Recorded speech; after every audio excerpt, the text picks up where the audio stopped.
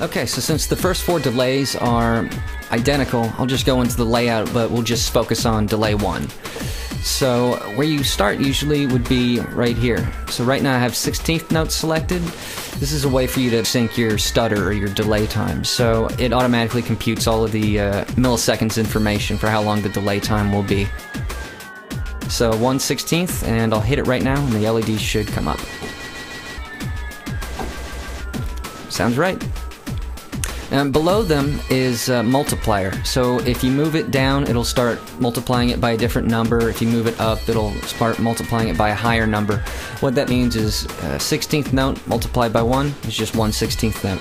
16th note multiplied by 2 is 2 16th notes, or an 8th note.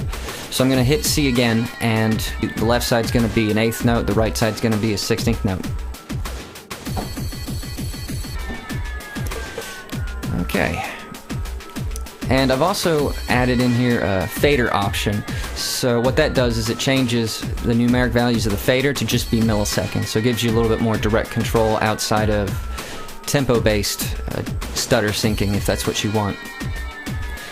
Now, since I've given you independent left and right control for stuttering, I added a link button so that way if you just want to have one for the left and the right side and you don't want to have to keep matching both of them, when this is engaged, you only have to use the left side and the left tempo marker. The right ones are, they're not connected anymore. These settings are just duplicated to the right side. So, okay. And next, let's go into, let's just use a quarter note. Okay.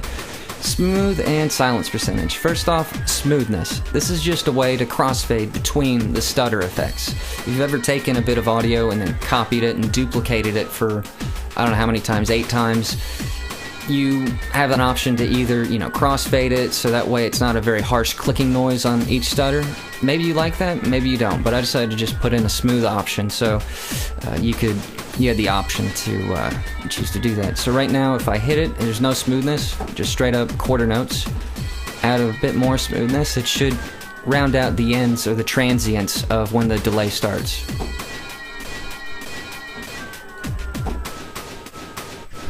You can really hear it right there. Silence percentage.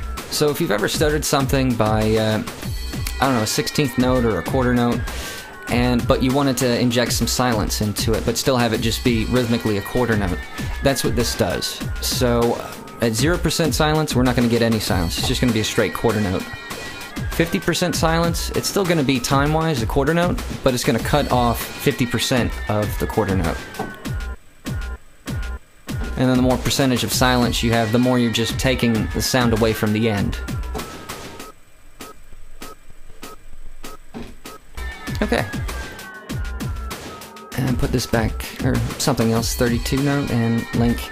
I also added an amplitude envelope. This is just because I had fun experimenting with having them be window or envelopes attached to them.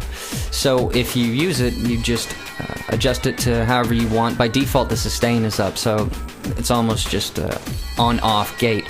But with the decay up, once you hit C3, it'll just slowly decay. It's a nice almost fade out. Alright, so delay 5 is different insofar as, like I said, we're using a granular repitching delay in Reaktor.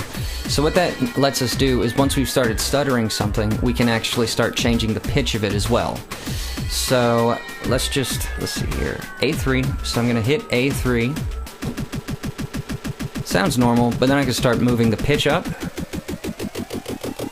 Hear the granularness, maybe smooth it out less. Change the size of the grain. Or pitch it down. Okay. And the other thing that I added was feedback. And what you end up getting is a bit of a sound that you're floating off into the sky. Or if you pitch it down to hell, so. And to hell. And back up to heaven. And back down to hell.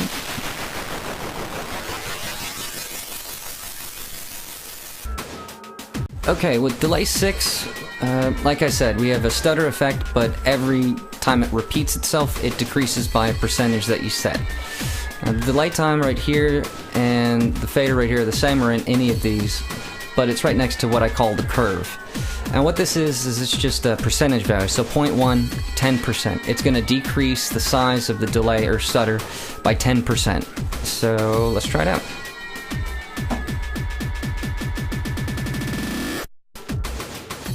Okay, so like I said in the beginning, one of the more interesting aspects of this is actually affecting the stutter or delay time while it's being stuttered.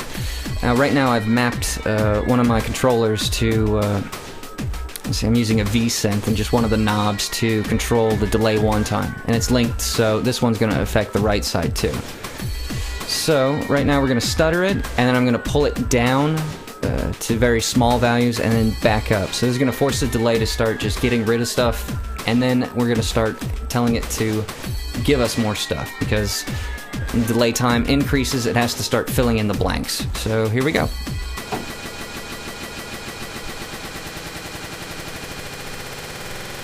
Down, and now I'm going to start going back up.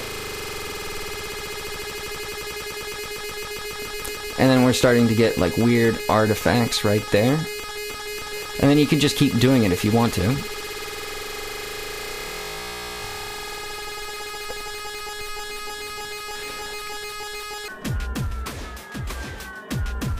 So one of the other ways of modulating, that was just freehand, but I've included an LFO and a few envelopes so that you can have them do the modulation for you.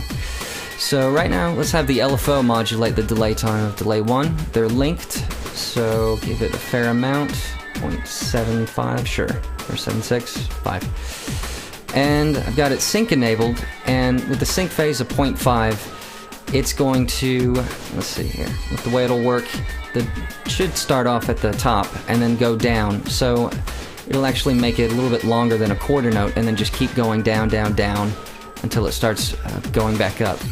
So let's hear it. And then go back up. You can see it rise, and then we're going to start truncating it, making it smaller, then have it come back up. Now let's do something creative, like unlink them, have this one be about the same amount, 7.5, and be a quarter note as well. LFO is the source, and invert it. So while the left side is going to go down in delay size, the right side is going to go up, so it's just going to be the opposite effect on both sides. And there we go.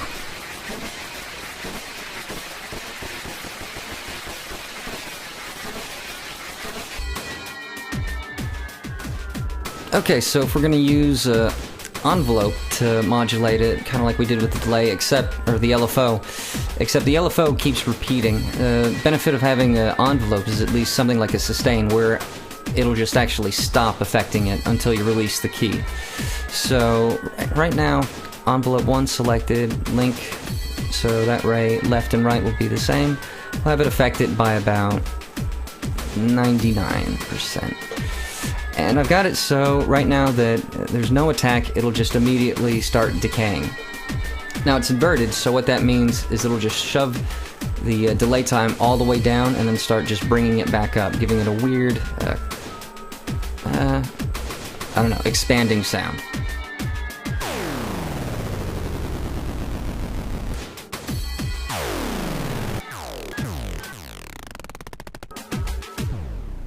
Let's try adding some silence. Almost buzzing. Okay, so like I said, I like to use A and B, A for a simpler, B maybe expand it, but also to give you extra things that you might not want to see in a simpler view. One of the things I did was I added a little properties thing, because I noticed that when I was affecting like the delay times freehand, the increments at which it would affect the delay would sometimes not be good. It would jump from like 50 milliseconds to 75 really fast, and that would cause some weird artifacts. So what slew limited faders means, you enable it, but whenever you move a fader, it just smooths out from where you go from one point to the next. So it just adds a little bit more of a better transition. One of the things you might have noticed is that I didn't use any, look at a keyboard, the black keys, sharps, or flat notes. Now, it might seem that way, but I've actually incorporated them in kind of a different way.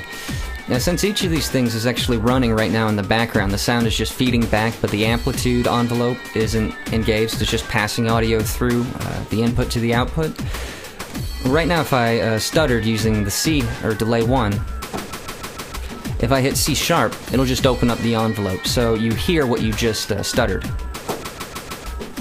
It's a little bit more obvious if you start playing around with the delay. So right now I'm going to hit C3.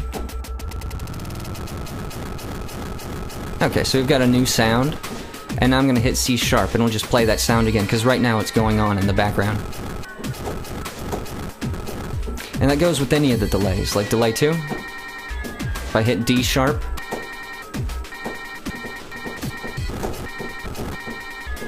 kind of just get to tap into what you've almost sampled.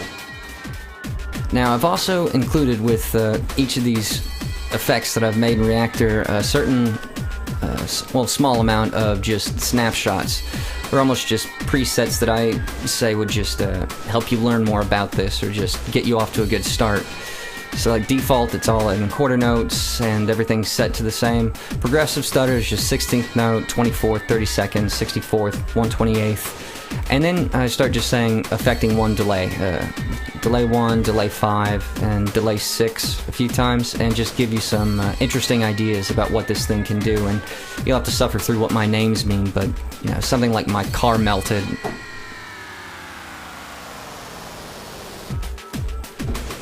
Or join the sky. Well guys, that's Delaystable. I hope you enjoyed this video tutorial explanation about it. If you have any questions or comments, feel free to email me, drevmusic@gmail.com. Thanks.